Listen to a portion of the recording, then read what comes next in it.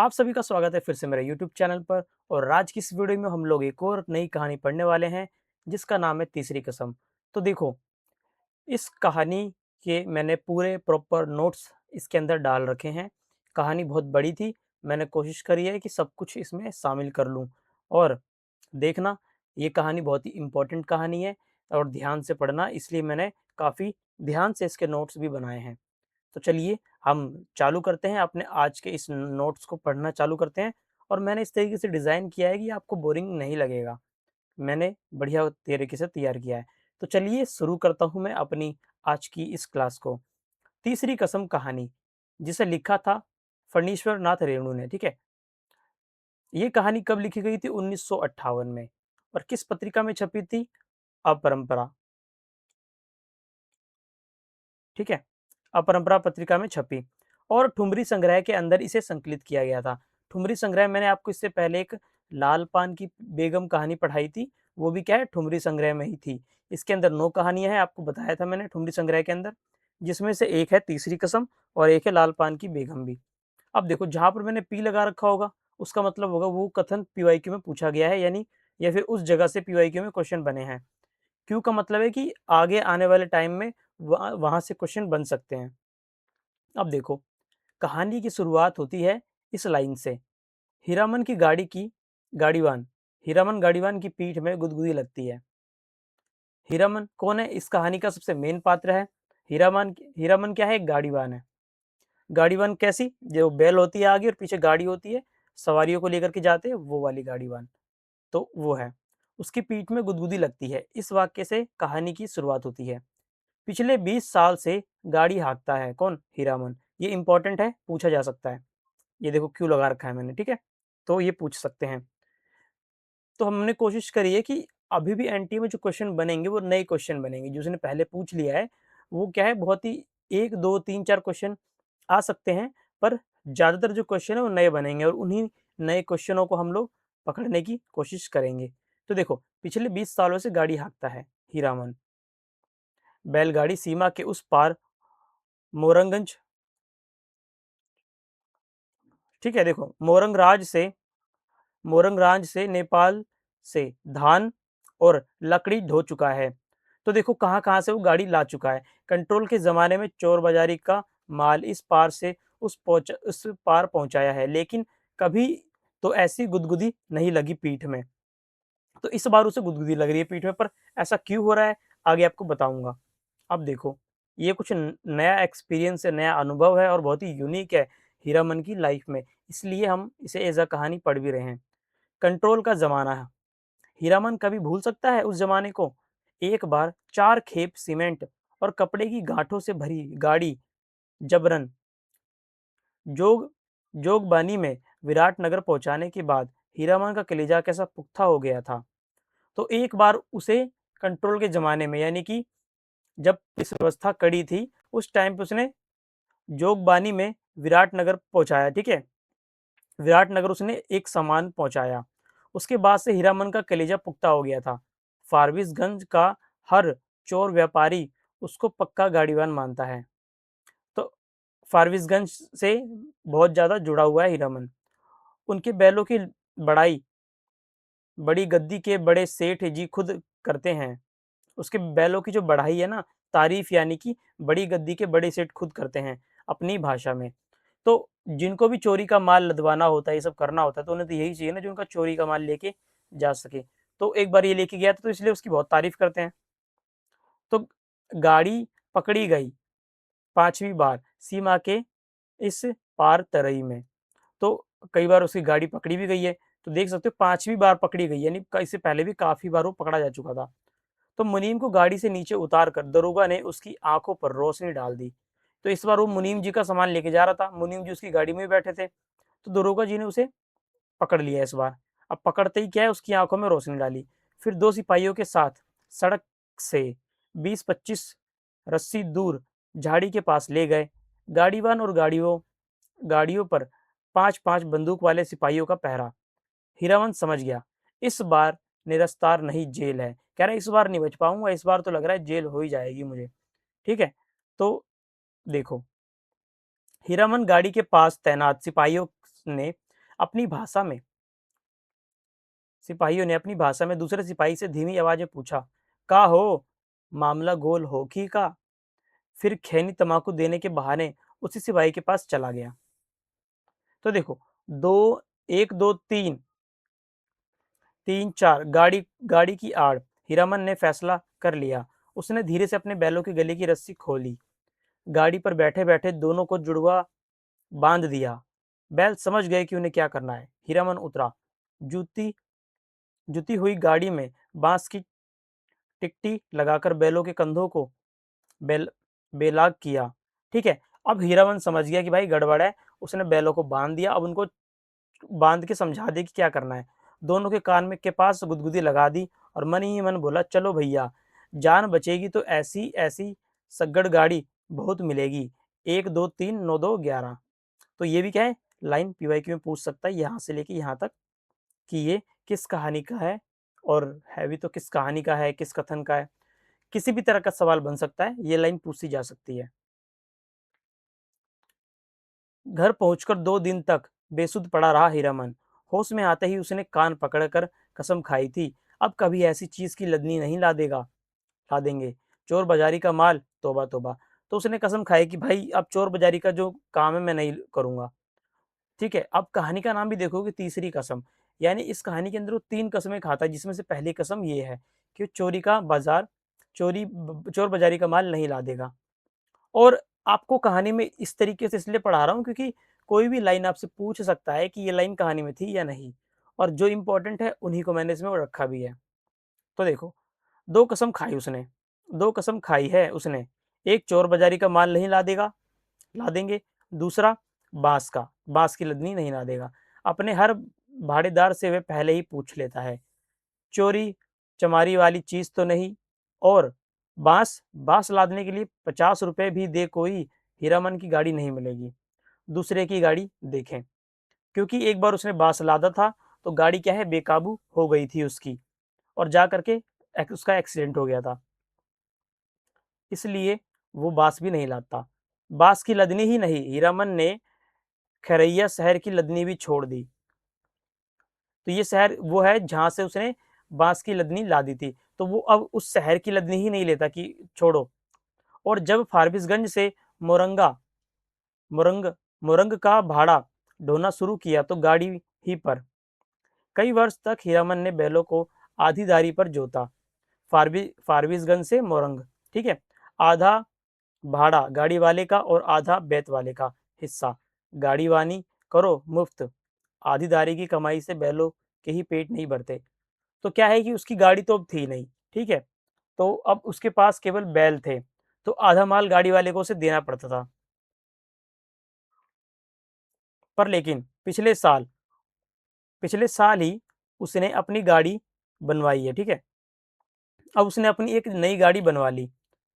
अब देखो, देवी मैया ने भला भला करे उस सर्कस कंपनी के बाग का। अब कैसे बनवाई उसने गाड़ी, कहाँ से आया उसके पास इतना पैसा, देखो। पिछले साल इसी मेले में बाग गाड़ी को ढोने वाले दोनों घोड़े मर गए। तो जो बाग को लेके जाता था ना, सर्कस का जो बाग होता है, उसके दोनों घोड़े मर गए। तो चंपानगर से फारबिसगंज मेला आने के समय सर्कस कंपनी के मैनेजर ने गाड़ीवान पट्टी में ऐलान करके कहा 100 रुपए भाड़ा मिलेगा, कि यानी जो भी इस बाग को लेकर के जाएगा मैं उसे 100 रुपए भाड़ा दूंगा। और हीरामन क्या है, इसके लिए मान गया। पहले तो उसके बैल नहीं मान रहे थे, पर वो धीरे धीरे करके उससे मना लेता है। ठीक है, उसके बाद अगर आप देखोगे तो इसी पैसे से वो क्या बना लेता है, अपनी गाड़ी। तो कहाँ से ले गया था वो उस बाग को, चंपानगर से फारबिसगंज। तो ये तो दो जगह है, ये इंपॉर्टेंट है, इसे याद रखना। ठीक है, चंपानगर से फारबिसगंज। और चंपानगर उसके लिए हमेशा वो चंपानगर उसके लिए एक अच्छी जगह मानी गई, उसके लिए शुभ जगह थी। बाघ गाड़ी की गाड़ीबानी की है हीरामन ने, कभी ऐसी गुदगुदी नहीं लगी पीठ में। फिर से गुदगुदी वाली बात आ गई। ठीक है, आज रह रहकर उसकी गाड़ी में चंपा का फूल महक उठता है। पीठ में गुदगुदी लगने पर वह अंगोछे से पीठ झाड़ लेता है। ठीक है, अभी तक समझ नहीं आया गुदगुदी क्यों लग रही है। हीरामन को लगता है 2 वर्ष से चंपा नगर मेले की भाग्यवती मैया उस पर प्रसन्न है। पिछले साल बाग गाड़ी जुट गई, नगद 100 रुपए भाड़े के अलावा बुताद और चाय बिस्कुट और रास्ते भर बंदर, भालू और जोकर का तमाशा देखने को देखा सो फोकट में। तो तो क्या है, जोकर की सवारी थी तो ये सब उसे मिला, खाने-पीने को भी दिया और नाटक भी देखने को उसे मिला, तमाशा देखने को मिला सर्कस का। तो ये सब उसके साथ फ्री में उसे ये सब मिल गया। और इस बार ये जनाना सवारी, तो इस बार उसे जनाना सवारी मिली है। औरत है या चंपा का फूल, जब से गाड़ी में महक मैं महक रही है, ठीक है? जब से गाड़ी में बैठी महक रही है, खुशबू आ रही है। तो इस बार उसे जनाना सवारी मिली है, तो खुश है बड़ा इस चीज़ को लेकर के वो। आगे देखो, तो एक ये भी याद रखना कि उसे 100 रुपए किसके मिले थे? बाघ की लदनी लादने के उसे 100 रुपए मिले थे। कच्ची सड़क के एक छोटे से खड्डे में गाड़ी का दाहिना पहिया बेमौके हिचकोले खा गया। हीरामन की गाड़ी से एक हल्की सिस की आवाज आई। उसी महिला ने करी। हीरामन ने दाहिने बैल को दुआ दुआली से पीटते हुए कहा, साला क्या समझता है, बोरे की लदनी है क्या? आह मारो मत।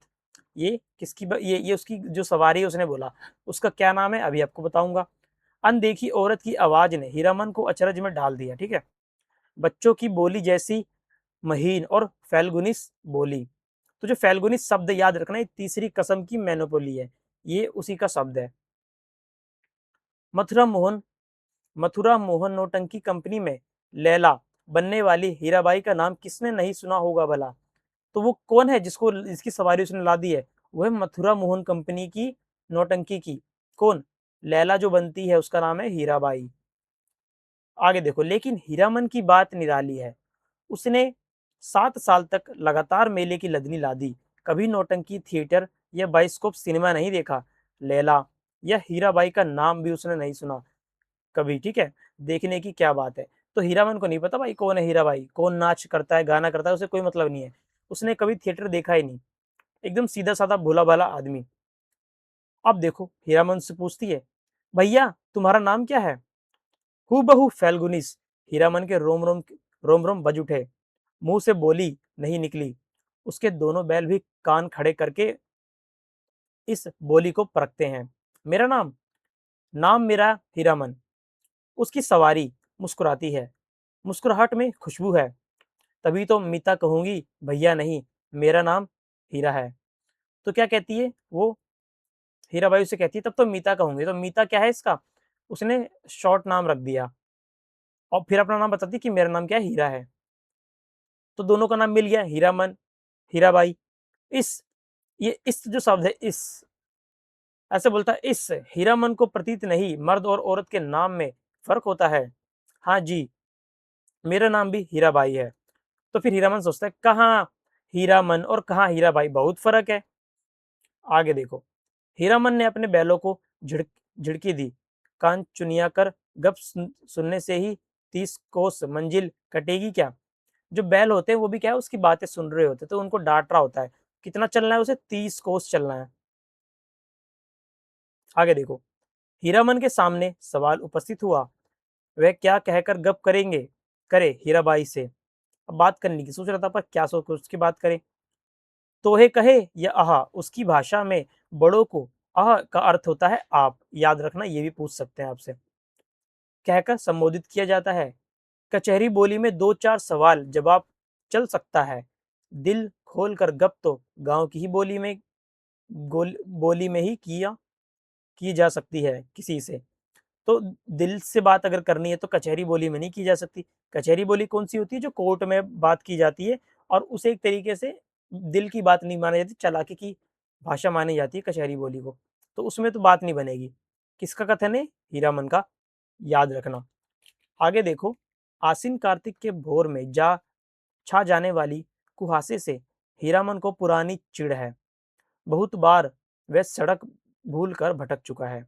कौन सी? आसिन के कार्तिक कार्तिक के भोर में छा जाने वाले कोहरे से, क्योंकि उसमें वो खो जाया करता था अक्सर और गाड़ी वाले भाई रास्ता उसे देखना पड़ता है। 40 साल का, अब देखो हीरामन के बारे में कि हीरामन क्या है आखिर। 40 साल का हट्टा कट्टा काला कलूटा देहाती नौजवान अपनी गाड़ी और अपने बैलों के सिवा दुनिया की किसी और बात में विशेष दिलचस्पी नहीं लेता। सिर्फ गाड़ी चलाने से मतलब है उसे। घर में बड़ा भाई है, खेती करता है, बाल बच्चे वाला आदमी है।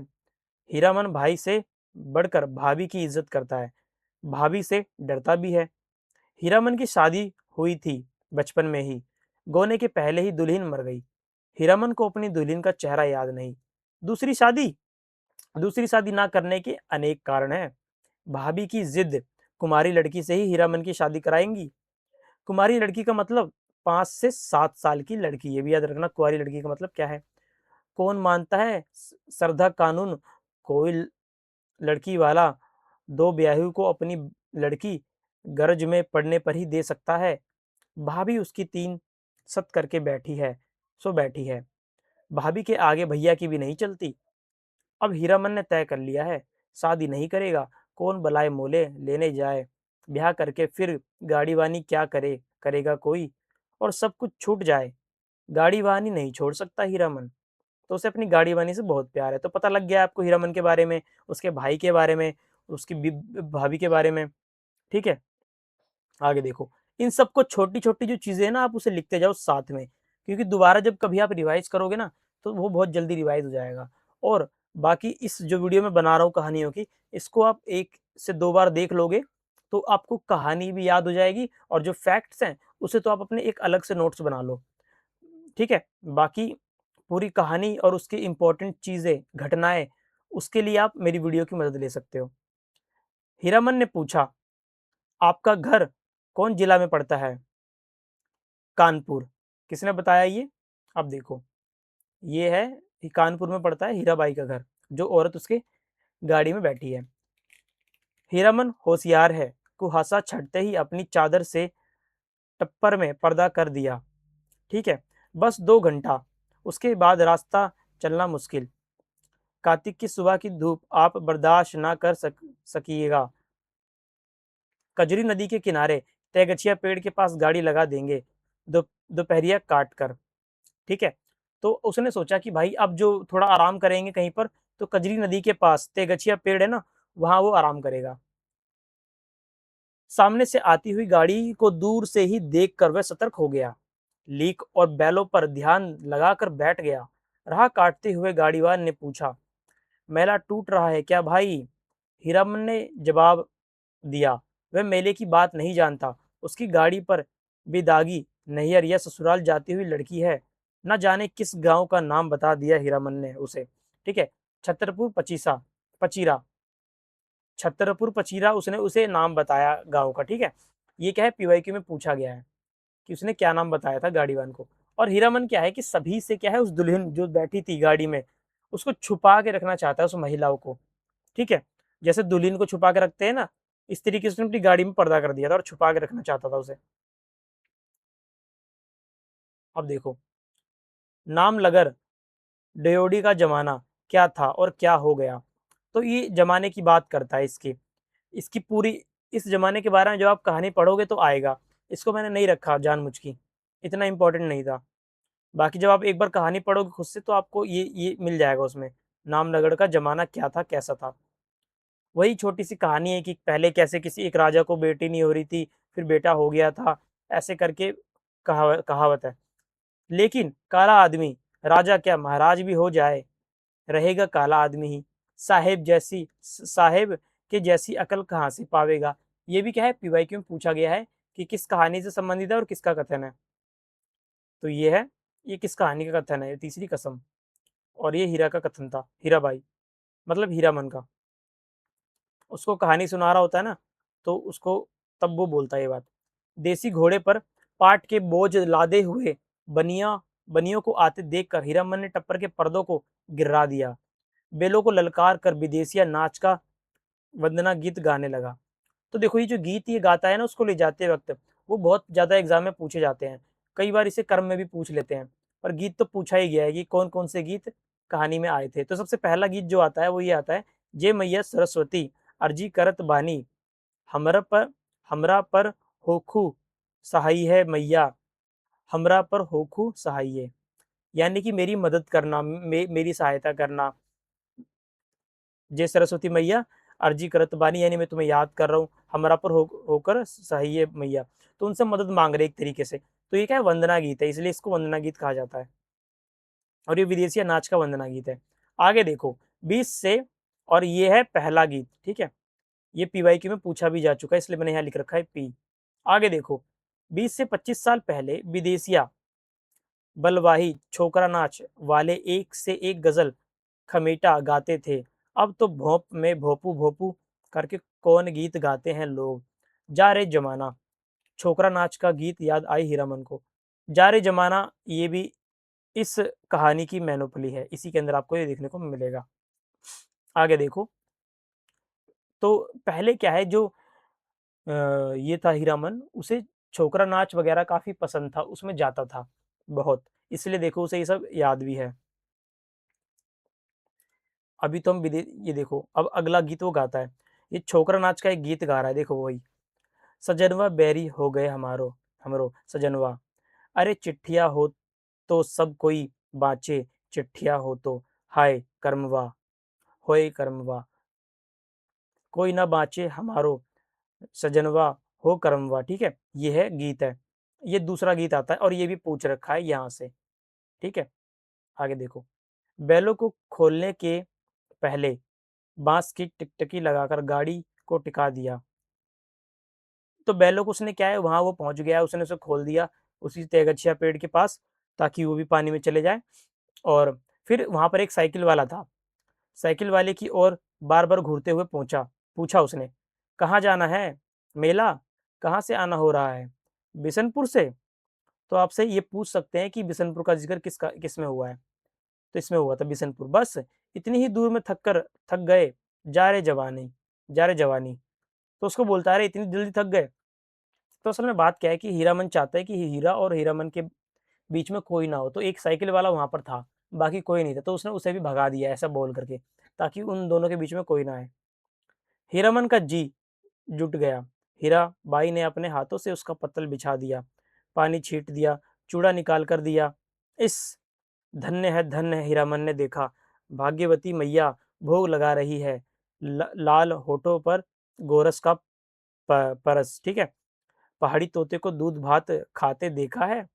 तो देखो ये, अब वो दोनों वहाँ बैठ गए थे, नाश्ता कर रहे थे, उसमें इसने दही चूरा खा रहे थे। हीरामन लेके आता दही चूरा, तो हीराबाई क्या है उसको परोस देती है। तो ये खुशी के मारे ये बोलता है ये वाली लाइन, भागवती मैया भोग भोग कर रही है लाल होठों पर। तो ये किसका कथन है? हीरामन का कथन है। याद रखना, ये कथन आगे एक और पात्र आएगा, वो भी थोड़ा धार्मिक किस्म का होगा, तो उससे कंफ्यूज हो सकता है कि ये किसकी लाइन है। तो ये है इधर, याद रखना। वो मैं अभी आएगा आगे तो वो भी बता दूंगा। दिन ढल गया। अब क्या है, पूरा दिन ढल गया।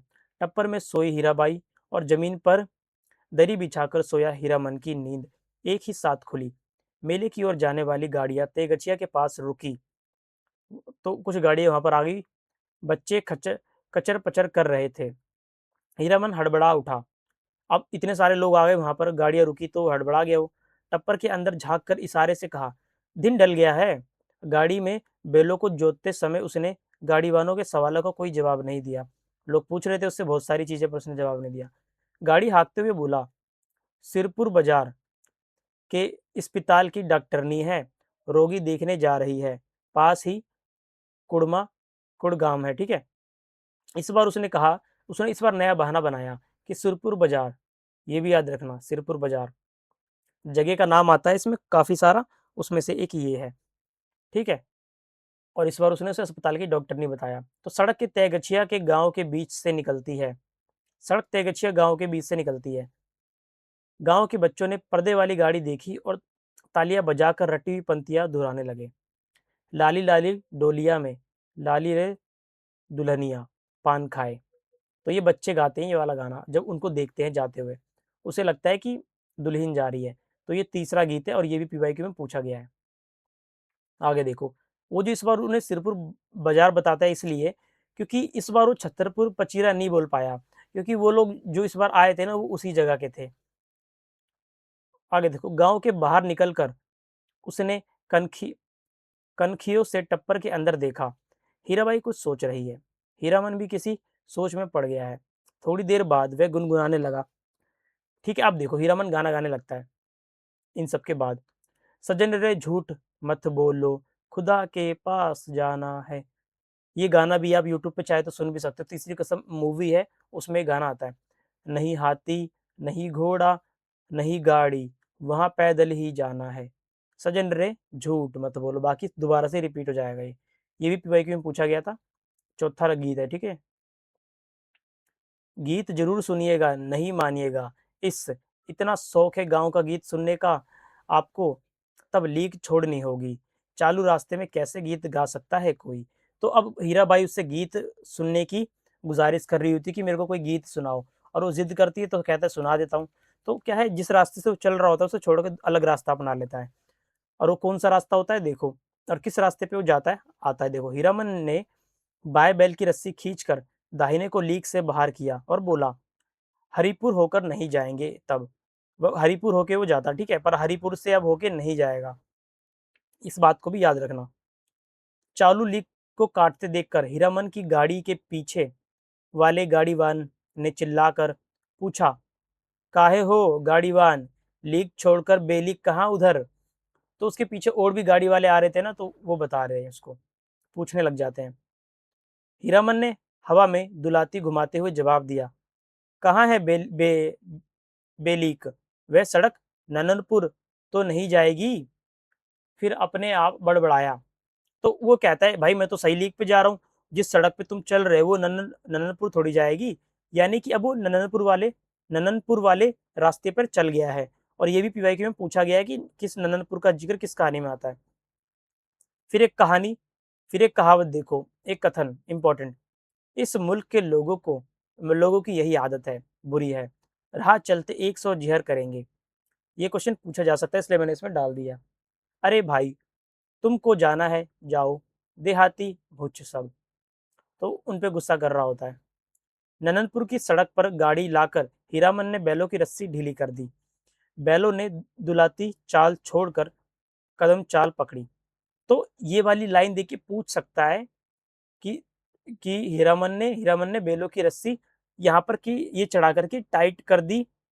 आपको दे सकता है और पूछ सकता है कि सही है या गलत है ये कथन, या फिर ऐसा ही दे देगा ढीली कर दी और पूछ लेगा सही है कि गलत ये कथन। 4-5 लाइन दे देंगे, उसमें से एक ये भी होगा। तो इसलिए मैंने छोटी-छोटी डिटेल्स भी रखी है। हीराबाई ने देखा, सचमुच नननपुर की सड़क बड़ी सूनी है। तब आपको इतना शौक है तो सुनिए महुआ घटवारिन का गीत। तो उसे अब ये वाला गीत सुनाता है, महुआ घटवारिन का। इस गीत इसमें गीत भी है और कथा भी। आज भी परमार नदी में महुआ घटवारिन के कई पुराने घाट हैं। हीरामन ने धीरे गुनगुनाकर गला साफ किया और गाता है, हेया सावनवा।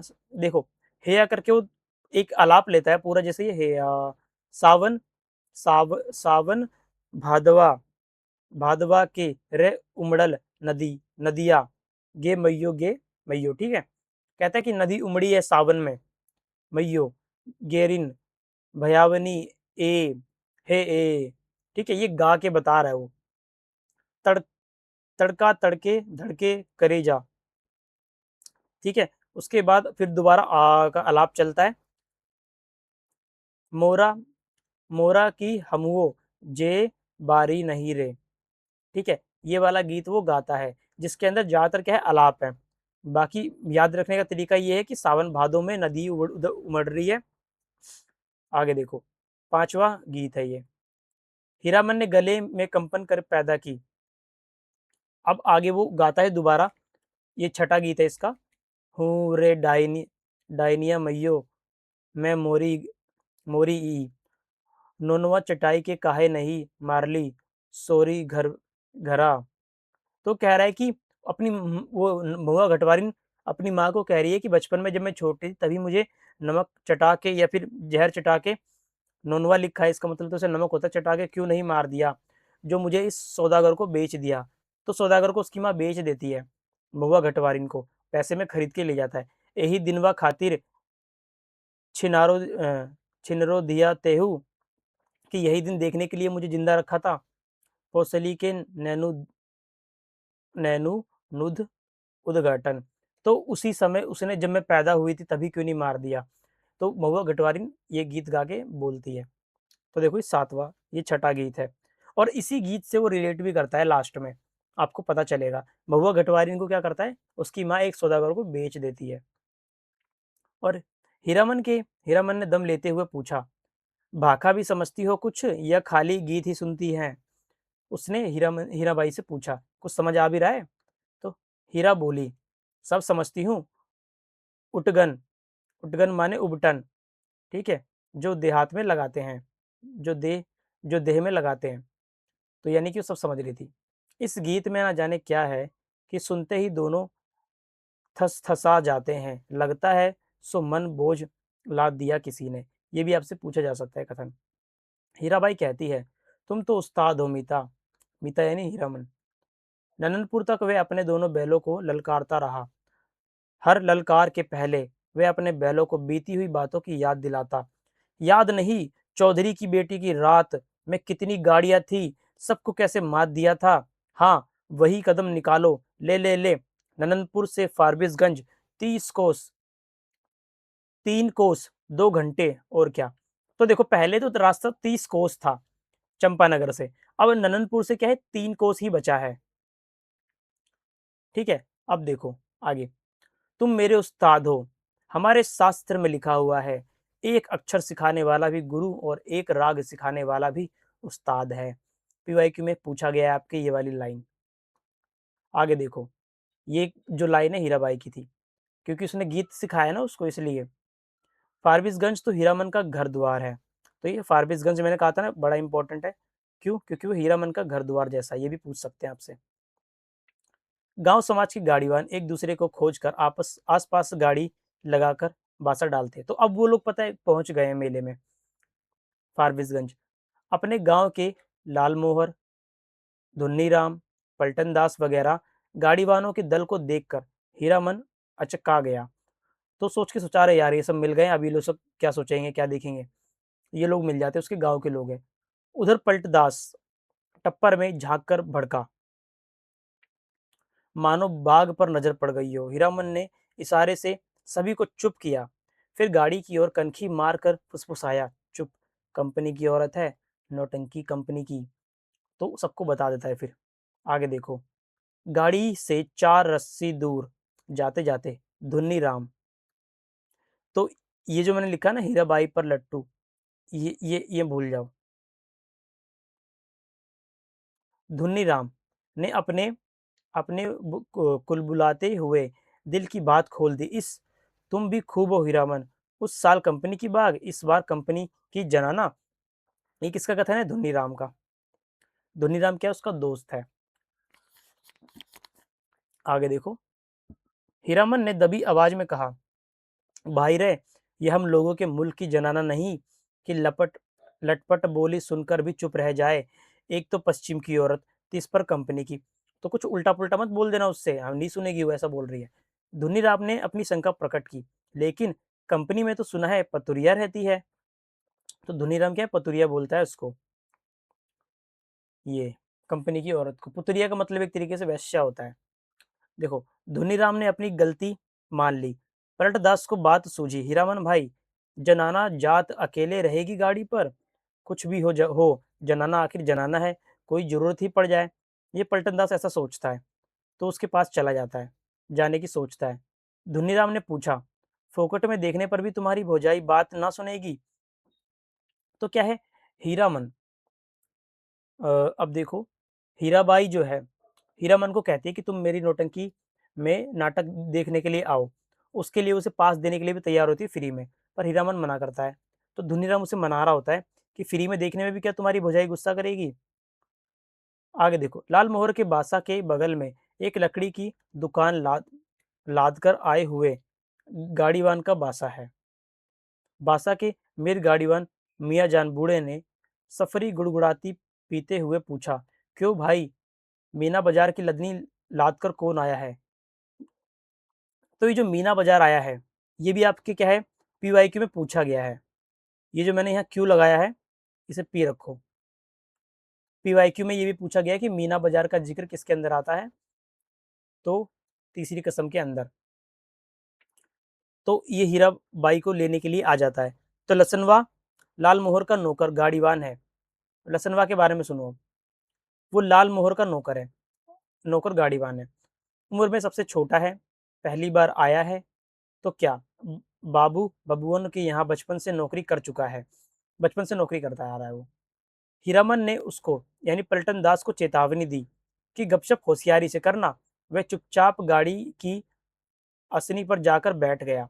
अब वो क्या है, हीराबाई के पास मिलने के लिए चला गया। कौन? पलटदास। अब वो क्या हरकत करता है देखना।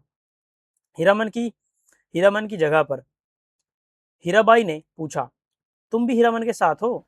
पलटन दास ने गर्दन हिलाकर हामी भरी। हीराबाई फिर लेट गई, चेहरा मोहरा और बोली, बानी देख सुनकर पलटन दास का कलेजा कांपने लगा। ठीक है, फिर लेट गई, कांपने लगा, ना जाने क्यों। ठीक है, वो कांपने लगा उसका चेहरा। हाँ, रामलीला में सिया कुमारी इसी तरह थकी लेटी हुई थी। जय सियावर रामचंद्र की जय। पलटदास के मन में जय जयकार होने लगा। वे दास वैष्णव है, कीर्तनिया है। थकी हुई सीता महारानी के चरण चरण टीपने की इच्छा प्रकट की उसने। हाथ की उंगलियों के इशारे से मानो हारमोनियम की पटरियों पर नाच रहा हो। हीराबाई तमक कर बैठ गई। अरे पागल है क्या, जाओ भागो। तो क्या करता है, हीराबाई के जो पैर है उसके साथ छेड़खानी करने लगता है वो। तो फिर उसे भगा देता है, हीराबाई उसे भगा देती है। आगे देखो। लाल मोहन ने हीरामन का हाथ पकड़ लिया, कंधे पर हाथ रखा था। सच सुनो हीरामन, नौटंकी देखने का ऐसा मौका फिर कभी नहीं लगेगा। हाँ, तो देखो जो लाल मोहर है ना, लाल मोहर, वो सच में हीराबाई को देख के लाल हो जाता है। यानी कि जो मैंने लिखा था ऊपर कि लट्टू हो जाता है, तो वास्तव में जो लट्टू होता है ना हीरा को देख करके, हीराबाई को देख करके, और उसको पसंद आ जाती है बहुत ज्यादा, वो है लाल मोहर। तो पसंद तो इसे कुछ नहीं आती, इसे कोई प्यार वार नहीं होता, बस ये लट्टू हो जाता है उसके ऊपर। एक तरीके से समझ लो हवस हो जाती है इसको। आगे देखो। और जो इसका दूजा पलटन था, पलटन दास जिसका भी मैंने बताया, पलट दास, वो भी ऐसा ही था। बाकी जो प्रेम करता था सच्चा, वो था हीरामन। उसको प्यार हो जाता है हीराबाई से सचमुच। आ गए हीरामन, अच्छी बात, इधर आओ। ये लो अपना भाड़ा, और ये लो अपनी दक्षिणा। 25-25-50। तो 50 रुपये से उसने उसे दिए, ये भी याद रखना आप। हीरामन को लगा किसी ने आसमान से धकेल कर धरती पर गिरा दिया। किसी ने क्यों, इस बक्सा ढोने वाले आदमी ने। क्योंकि अब पैसा दिया तो उसे अभी तक तो दोस्त समझ रहा था, अब पता लग गया कि ये तो सवारी है, चली जाएगी।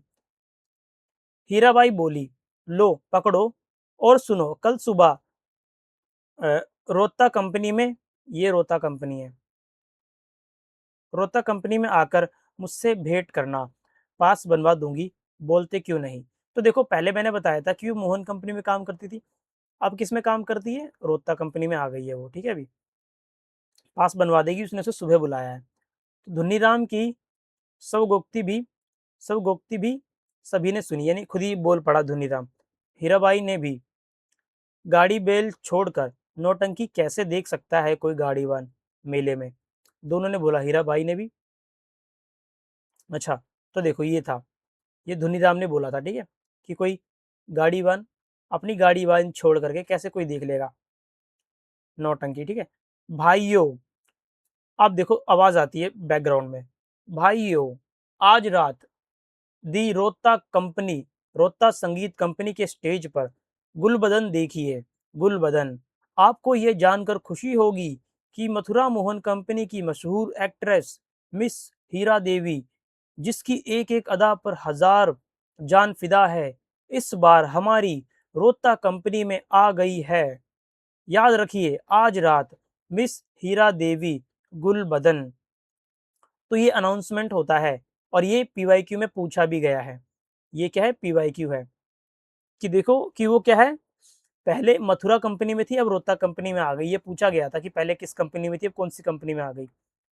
आगे देखो, उसके बाद एक ये गाना जब बजता है, ये जो होता है ना अनाउंसमेंट, उसके बाद, तेरी बाकी अदा पर मैं खुद हूँ फिदा, तेरी चाहत को दिलबर बया क्या करूँ, यही ख्वाहिश है कि तू मुझको देखा करे, ओ दिलो जान मैं तुझको देखा करूँ।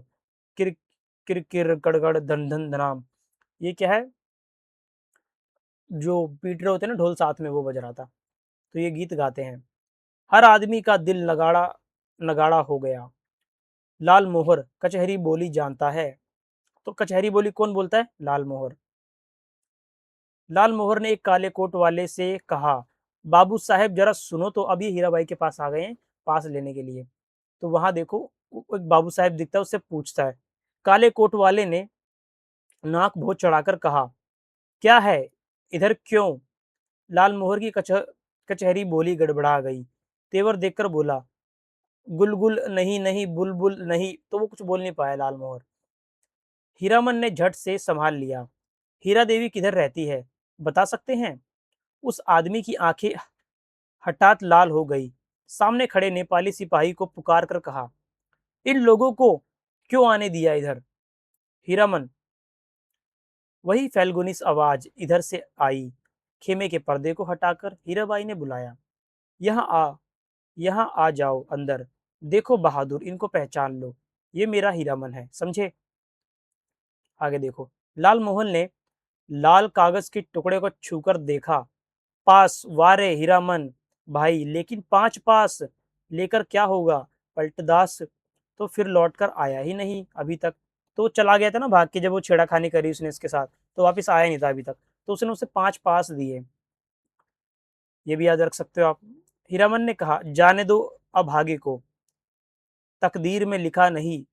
हाँ, पहले गुरु कसम खानी होगी सभी को कि गांव घर में ये बात एक पंछी भी ना जान पाए। नौटंकी शुरू होने के 2 घंटे पहले ही नगाड़ा बजना शुरू हो जाता है। पलटदास ढोल बजाना जानता है, इसलिए नगाड़े की ताल पर गर्दन हिलाता है। तो अब वो सब लोग पता है नाच देखने के लिए चले गए हैं। तो अब उससे पहले जो जो चीजें होती है उसका जिक्र आ रहा है। धुनीराम ने शुरू से ही चुप था, धुनीराम शुरू से ही चुप था। मारपीट शुरू होते ही वह कपड़ा घर से निकलकर बाहर भाग गया। क्या होता है कि कोई पुतरिया कह देता है भाई दोबारा से हीराबाई को, तो क्या है, इसी पर हीराबन चिढ़ जाता है और मार पिटाई कर लेता है। तो धुनीराम तो भाग जाता है। बाद में सब लोग इस लड़ाई को छुड़ाते हैं। लसनवा को सबसे अच्छा जोकर का पार्ट लगा, अब वो देख करके आ गए हैं। उसके बाद देखो, लसनवा उसका नौकर, लसनवा और लाल मोहन, मैंने आपको लाल मोहर बताया था मैंने आपको, दोनों एक दूसरे से संबंधित है, ये उसका नौकर है। और नौटंकी में भी उसे रामलीला दिख रही थी, ठीक है, नौटंकी में भी उसे रामलीला दिख रही थी। तो लसनवा भाई ऐसे ही है, वो ऐसे ही सोचता है। अब लसनवा के बारे में देखो कि रामलीला उसे दिखती है, यानी कि चल वहाँ नौटंकी रही है, पर वो सोचता है कि सिया कुमारी स्टेज पर आ गई है, लखन है, रावण है, तो उसे ये सब दिख रहा होता है लसनवा को। हीरामन को एक गीत आधी कड़ी हाथ लगी। और जो मैं आपको बता रहा था ना कि एक आध्यात्मिक तरह का आएगा, वो यही है, ये लसनवा वाला, कि इससे आप कंफ्यूज हो सकते हो क्योंकि इसके अभी आएगा आगे, एक और कथन आएगा उसमें और क्लियर होगा। हीरामन को एक गीत की आधी कड़ी हाथ लगी, मारे गए गुलफाम। कौन था ये गुलफाम? हीराबाई रोती हुई गा रही थी, आजी मारे गए गुलफाम। तो मारे गए गुलफाम हीराबाई गा रही थी, और यही इसको याद हो गया था। तो तीसरी कसम कहानी का दूसरा नाम ये भी है, मारे गए गुलफाम, बेचारा गुलफाम। तो हीरामन को समझ में नहीं आया कि ये कौन है मारे गए गुलफाम। हीराबाई के पास 13 देहाती लठेत हैं, ठीक है। तो इसी हिसाब से आगे देखो कि 10 दिन 10 रात बीत गए। और होता क्या था, यही क्या क्या चलता था देखो। दिन भर भाग दौड़ता, भाड़ा ढोता हीरामन। शाम को ही नौटंकी का नगाड़ा बजते बजते बजने लगता। नगाड़े की आवाज सुनते ही हीराबाई की पुकार कानों के पास मंडराने लगती। तो अब उसकी हालत देखो क्या हो गई है हीरामन की। भैया, मीता, हीरामन, उस्ताद, गुरुजी, हमेशा कोई ना कोई बाजा उसके मन में कोने में बजता रहता। यानी हीरामन की ये सब चीजें उसके दिमाग में चलती रहती। दिन भर कभी हारमोनियम, कभी नगाड़ा, कभी ढोल, कभी हीराबाई की पैजनी। उन्हीं साजों की गत पर हीरामन उठता बैठता, चलता फिरता। नौटंकी कंपनी के मैनेजर से लेकर पर्दा खींचने वाले तक उसको पहचानते हैं, हीराबाई का आदमी है ये। अब देखो, अब देखो हीरामन को बहुत ज्यादा प्यार हो चुका है। पलटन दास हर नौटंकी शुरू होने के समय श्रद्धा पूर्वक स्टेज पर नमस्कार करता, हाथ जोड़कर। तो देखो जो श्रद्धा प्रकट कर रहा है सिया कुमारी वाला, वो कौन है? पलटन दास है।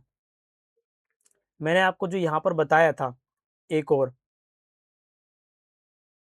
ये लसनवा का, तो लसनवा का वो इतना काम नहीं है जितना कि इसका दिखता है हमें, पलटन दास का। तो पलटन दास की वो जो आध्यात्मिक बात मैं आपको बताया था ना, आध्यात्मिक पंक्ति जो आती है, वो पट एक दूसरी आती है पलट दास की, ये याद रखना। एक हीराबाई की मैंने हीरामन की मैंने आपको पहले बता दी थी, दूसरी ये है। स्टेज पर नमस्कार करता है, हाथ जोड़कर लाल मोहर एक दिन अपनी कचहरी बोली सुनाने गया था हीराबाई को। तो लाल मोहर गया था एक बार भाई सुनाने के लिए हीराबाई को अपनी कचहरी बोली। हीराबाई ने पहचाना ही नहीं। तब से उसका दिल छोटा हो गया। उसका नौकर लसनवा उसके हाथ से निकल गया है। नौटंकी कंपनी में भर्ती हो गया है। जोकर से उसकी अच्छी दोस्ती हो गई है। दिन भर पानी भरता है, कपड़े धोता है, कहता है गाँव में क्या है जो जाएंगे।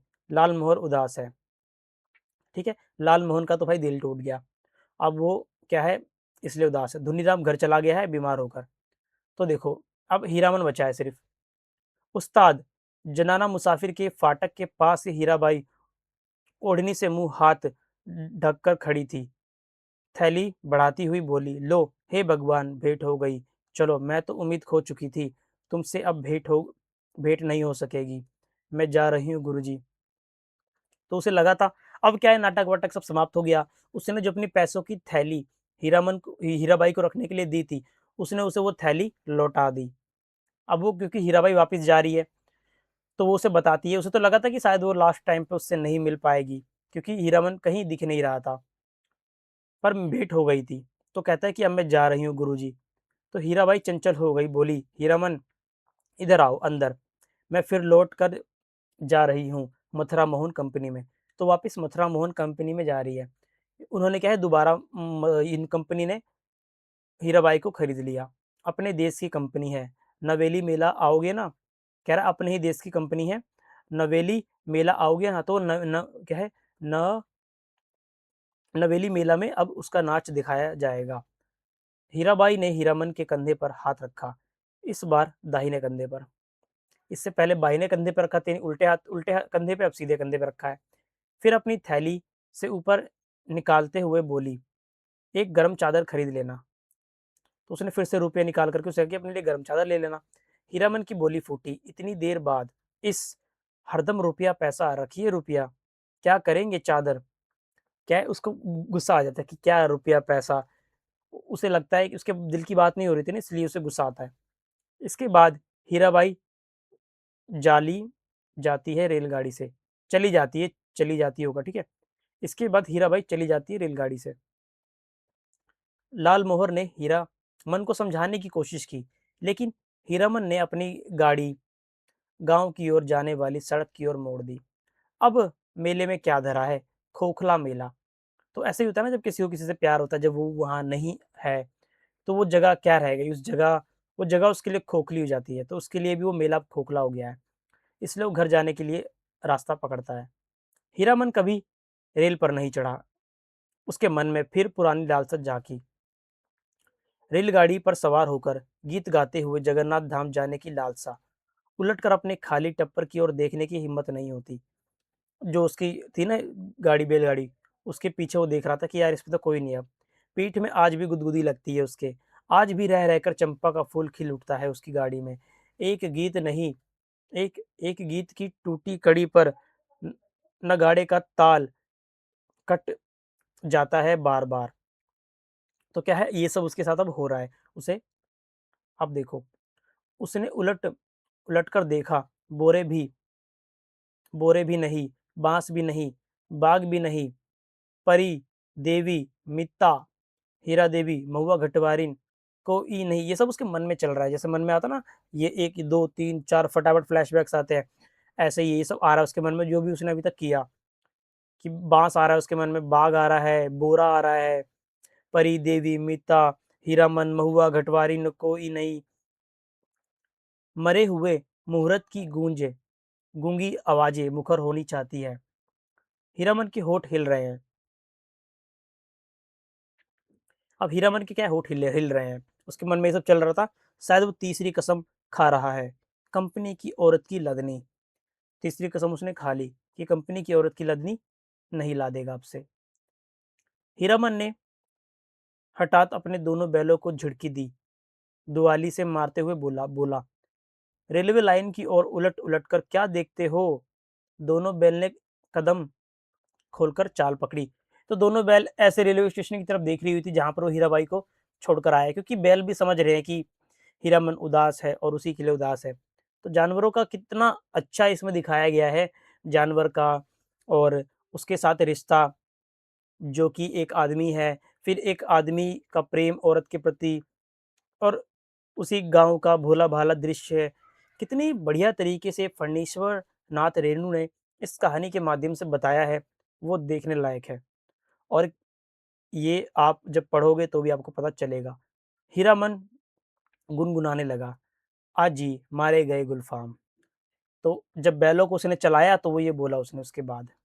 अब देखो इसके अंदर जो इम्पोर्टेंट पात्र आए हैं, हीरामन है, मुनीम है, बनिया है, ठीक है? मुनीम सबसे पहले आता है, बनिया वही जो उससे पूछता है गाड़ी पे जाते समय। फिर पलटदास, पलटदास कौन? जो हीराबाई को सीता समझता है। धुनीराम, हीराबाई को पुतरिया बोलता है और बीमार होने की वजह से घर चला जाता है। लाल मोहर, हीराबाई पे लट्टू। लसनवा, लाल मोहर का नौकर गाड़ीवान। नेपाली सिपाही। तो देखो ये थे इस कहानी के मुख्य पात्र। तो कहानी के बारे में आपको एक ही बात कहूँगा कि कहानी जो है बार-बार पढ़नी पड़ती है। आपको कई बार कहानियों को पढ़ना पड़ेगा। एक बार पूरी कहानी पढ़ोगे, फिर उसको शॉर्ट में देखने के लिए आप मेरी वीडियोज़ देख सकते हो, क्योंकि नोट्स फॉर्म में ये पूरी कहानी नहीं है, पर सारी इम्पोर्टेंट चीज़ें एनटीए के हिसाब से करके बनाई गई है। तो 2-3 बार रिपीटेशन लगानी पड़ती है कहानी में, एक बार से काम नहीं बनेगा। तो देखो ठुमरी संग्रह के अंदर 9 कहानियाँ हैं, आपको पहले ही बताया था। और ये 9 कहानी कौन-सी है? देखो पहली है रसप्रिया, दूसरा तीर्थोदक, ठेस, नित्य लीला, पंचलाइट, छठा सिर पंचम का सगुण, सातवां तीसरी कसम, देखो जो हमारे में लगा है वो सातवां है। और आठवां लाल पान की बेगम जो हम पढ़ चुके हैं। नौवां तीन बिंदिया। तो ये कहानी है टोटल किसमें? ठुमरी संग्रह में।